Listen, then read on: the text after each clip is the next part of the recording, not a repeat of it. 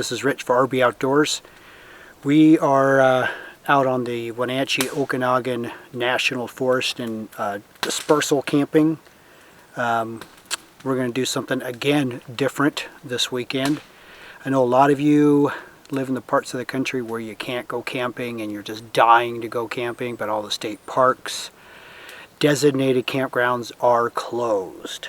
But we are very fortunate that we can be dispersal camping. So we are up an old logging road about 15-18 miles from our house, and we thought we'd take you on a short camping trip with us to hopefully fulfill your need somewhat of camping. So we're going to have some cooking, some campfire, you know, splitting some wood, but we thought we'd just kind of take you on a short camping trip, virtual if you will, for some of you that are just have that itch and at least can see someone else do it, and hopefully this soon will be over and you guys can go and do it yourself. Just got to camp. It's time to get dinner started, and tonight we're going to be doing a super easy lasagna in the Dutch oven. I have to confess, not done this before, but it's just baking, right? So I've chosen a super easy meal. Let's check out what we're putting in here. Okay, so we've got our Dutch oven, 12-inch Dutch oven that we're going to be using. I do have a liner that I'm going to be putting in that to help with the mess.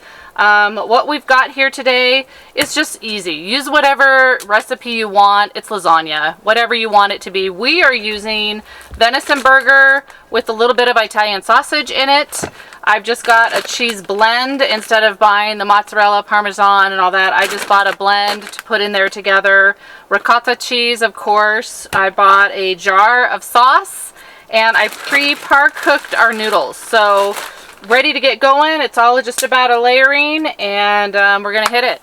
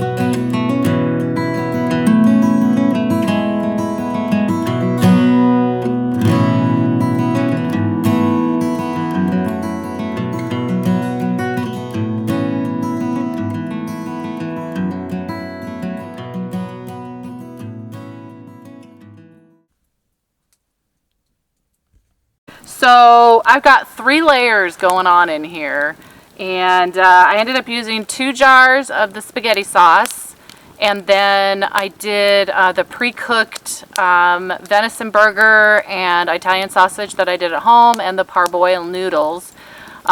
So we're ready to go. What we're going to be doing is we're going to be using the briquettes. They're still heating up in the fire here. We're going to put 18 on top with 9 on the bottom, and that's going to give us a 375-degree oven to be baking this in. Now, we did not preheat this. Technically, we're supposed to, but it gets a little difficult to do that when you're trying to layer food in there and stuff. So I chose not to. So it's probably going to take a good hour to actually heat this all the way through. But we'll keep you posted as we go along. Let's get it cooking. So this is our camp. We thought we'd do a little bit of a tour around our camp here just to give you an idea of what our camp looks like. Everyone's is a little bit different while dinner's cooking. So we've got the truck set up here so we can use the tailgate as part of our camp. We've got our water station here with the soap and a towel hanging, which is great.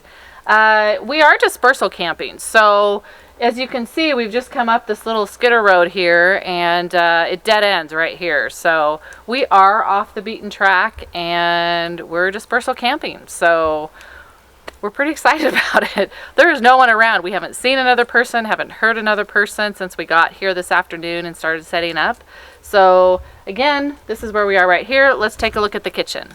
So this is our kitchen setup that we've got going on here. We've got the canopy up, we've got our lights, which we really enjoy. We'll talk a little bit more about that. I'm actually going to have Rich tell you about these.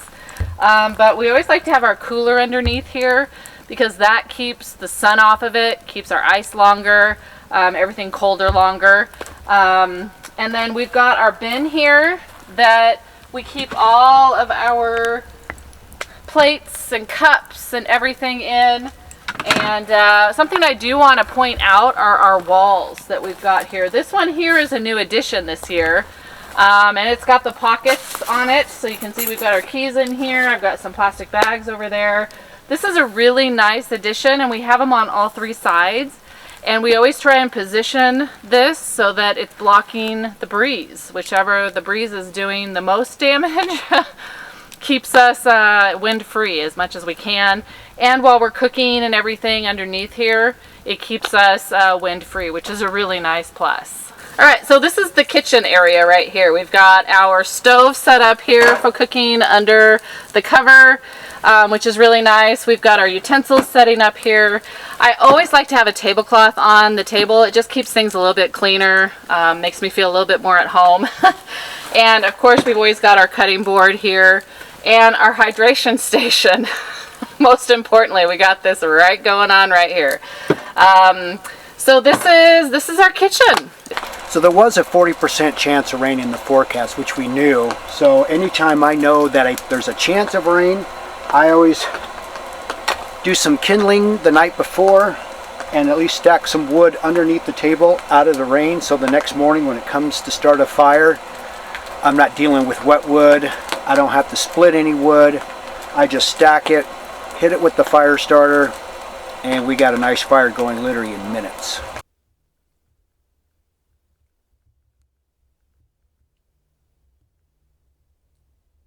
Alright, so what I have here is just some LED lights that I got from Costco. They don't get hot at all. These have been running for about 10 minutes now. I mean, they're not even warm. And what I have is a small 12-volt deep cycle battery with an inverter, and I'll show you what I got going on over here. Okay, so I got a 1,000-watt inverter with just some alligator clips on it. And I just keep it in the box, keep it out of the weather. And it does make a little fan noise, so once I put it in the box, put the lid on, you don't hear anything. And then I have this little 12-volt maintenance-free deep cycle battery. And the LED lights use hardly any power. So I basically hook this up like so.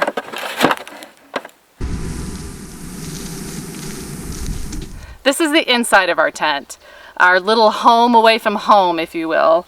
And we have decided that cots are the most comfortable way to go. We have an aero bed that we've used for many years, but we've started not sleeping so great on that, so we've switched over to our cots, which we got at Cabela's, and they're the super large ones, and they're super comfortable. So this is the inside. Come on in, I'll show you around. So I've got both of our beds sitting here. One we've obviously left set up, and the other one I have taken everything off to give you an idea of what we're looking at. So as you can see, this is the Cabela's extra wide, extra long bed cot. And then we've just taken our backpacking pad and put it on top to give a little extra cush and comfort. And then of course we have our sleeping bag, and I actually bring our pillows from our bed at home, and man, we sleep really, really good out here with that. Couple of things that I do to make things just a little bit more comfortable out here in the tent is we have gotten some of these packing blankets that you use for moving blankets, I think they're actually called. And I actually have 3 of them that we use here. Obviously you can see we track stuff in, but it just makes things a little bit more comfortable. It's not that scritchy like the tent material underneath, and it just is a nice way to make things more comfortable. Another thing that we do is we've got our Mr. Buddy heater, and we use that this time of year in the early spring and fall to just take the chill off before we go to bed. We'll come in and turn it on, get things heating up in here so it's nice and cozy when we come in to go to bed. And then in the morning, first thing, we get up and we turn that on, climb back in, and let things warm up again before we get out and get ready for the day. A couple of things that I do here is this is the box that I use to bring all of our blankets in, and once I empty it out, it now becomes a dresser. So I like to multi-function things as much as possible, and so that's how I take care of that, and this is my dresser here. Then you come along and you've got our little potty that, again, you know, it's just a comfort of home type of a deal. We do carry the potty with us, and then the potty box I have multi-purposed as well, and it becomes either a dresser or the toilet paper holder, little hand sanitizer, that type of thing. And then we've got our dirty clothes basket here, and this is what I bring all of our clothes, toiletries, that type of thing in. And so it's used to bring things out here, and then all of our dirty stuff and extra stuff goes back in as we head out. And that's it.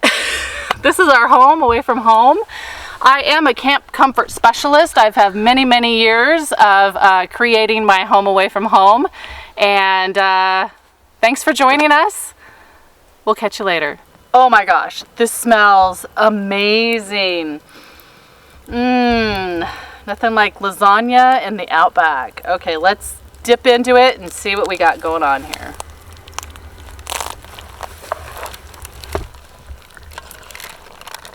Oh.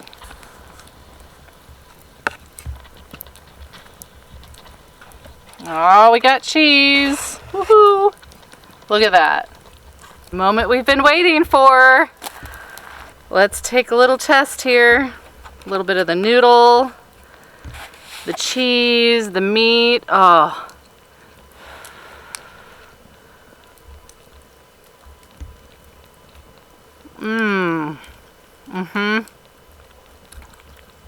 That's pretty good. Let's eat. Okay, so here's our review. This is the first time we've done this in the Dutch oven in the Outback, and so we weren't real sure how it would turn out, and holy smokes, it was so good. This is going in our little chest of what are we gonna cook next weekend type of stuff. So what I want to say is as you can see, there's a lot left over. We've hardly even made a dent in this. So we've had two platters of food out of it. And we have lots of leftovers. We're gonna have dinner Sunday night already. I brought a Tupperware container knowing we would have some, but boy, this would easily feed 6 people with the salad, maybe some good French bread. Yeah, highly recommend it. Honey, thank you so much for cooking this venison lasagna. And since you cooked, I'll do the dishes. Done.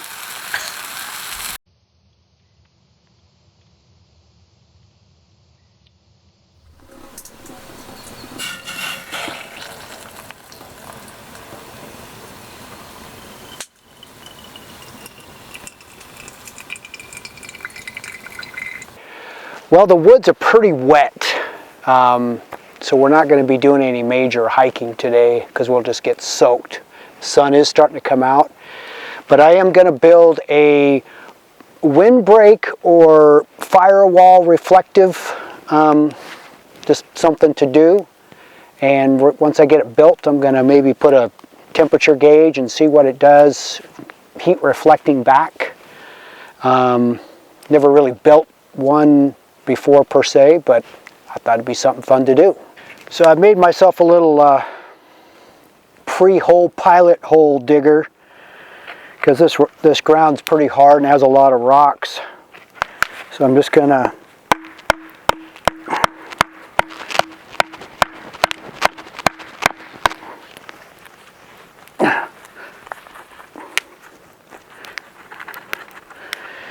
and that way I can stick in my long sticks to hold my walls up. Just drop them in there and pound them down because they're going to be about so tall. All right, everybody. Here's the RB Outdoors windbreak, heat reflective, and accessory holding wall. Over here I have my axe, my shovel, some Dutch oven accessories. I got the Big Boy 2000, which pretty much created this wall, and my little hatchet. And over here I got my Dutch oven and the rack. I got a cast iron flat top with the blue spoon, spatula, and some tongs. I don't know, I think it's pretty sweet. And like I said, all the work was done with these two items right here. And all I need is a cocktail right now. Oh, cocktail! So now we're going to build this fire up. And I'm going to see what time it is. I think I'm going to put our potatoes in the fire for our smashed roasted garlic potatoes to go with our ribeye steak tonight. And now, it's cocktail time.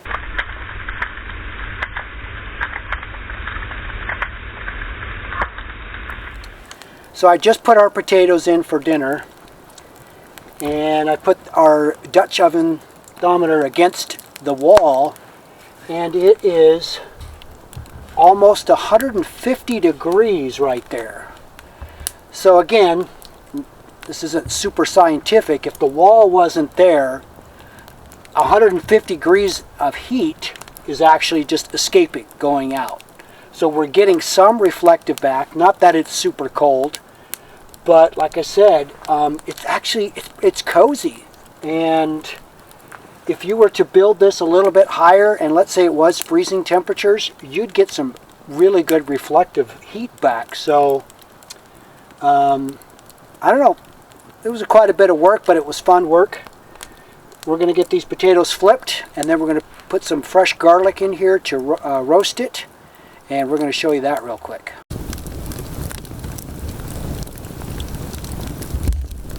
So all I've done is just basically cut the top of the clove of garlic off and poured some olive oil all over the top of it, and I'm just going to make a little ball, and we're going to roast this on the fire to go into the mashed potatoes.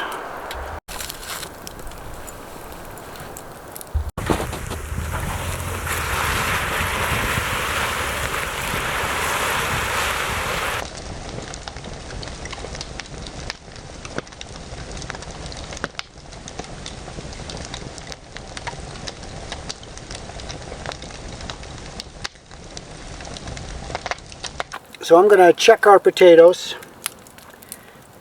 You need some welding gloves to actually, reach into the fire here. And how I check them, any fork will do. And I'll push in. And as soon as I feel firmness, which I don't on this potato's done. So as you sink in, and once you feel that little hardness, that means it still needs a little more cooking time. So this one is done. So I'm going to set this right here. Reach in and grab this one.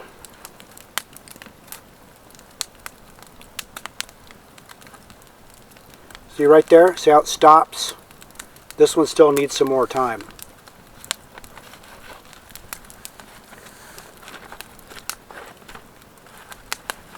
But that's how I check potatoes with no foil in the fire. Once you can take your fork and basically slide right in without any resistance, you know it's done, and just put it here to keep it warm. The potatoes are done. All I did was just peel off the burnt skin, and this is what I'm left. This is our roasted garlic. I've got a ribeye steak, which I'm about ready to season, And this is the fresh horseradish that I was talking about. I did this 2 days ago. This is the horseradish root. I use this grater and grated it. You can use a food processor and grate it. And depending on the size of jar, just put in your horseradish, top it off with rice wine vinegar and about a teaspoon of sugar. Shake it around, give it about 2 days to set. And I know what you're thinking. Horseradish, oh my God, it's so hot. Well, when it comes to fresh, it is not hot. And it's got a little heat, but it's not like the prepared stuff you get at the store where if you ate that much right now, I'll probably be turning off the camera. So let's season our steak. I got the cast iron getting good and hot. I have kosher salt, black pepper, and a little garlic.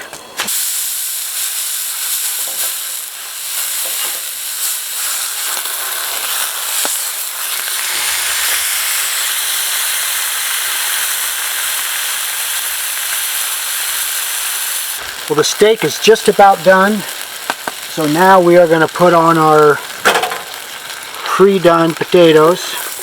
Oh, that's our garlic.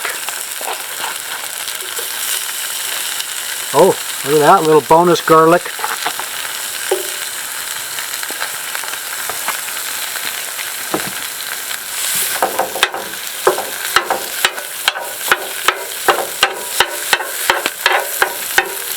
Now these aren't going to be your normal mashed potatoes. These are rough cut, Yukon Gold, fire roasted garlic mashed potatoes.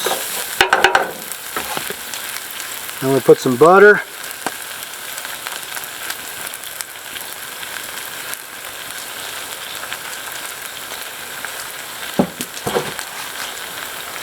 Get my seasoning mix.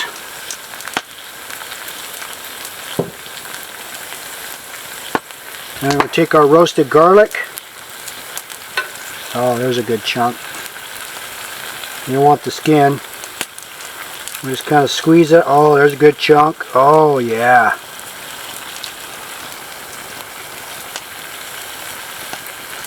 That one's burnt. That one's burnt. It doesn't take a lot of garlic. So I've got 1, 2, 3, 4, 5 cloves of garlic here. 5.5. Turn this up. And I got a little bit of milk. I'm just going to add a little bit at a time. Rough smashed. You get what I'm saying.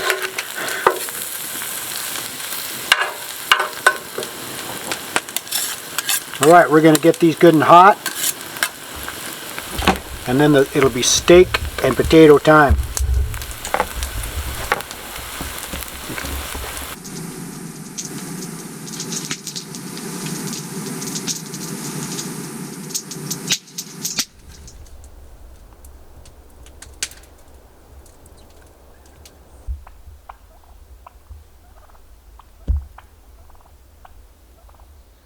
Well, we're all packed up, ready to go. We've had a great weekend camping. Thanks for joining us again, and we're about to head on down the road. If you like this video, please subscribe and give it a thumbs up.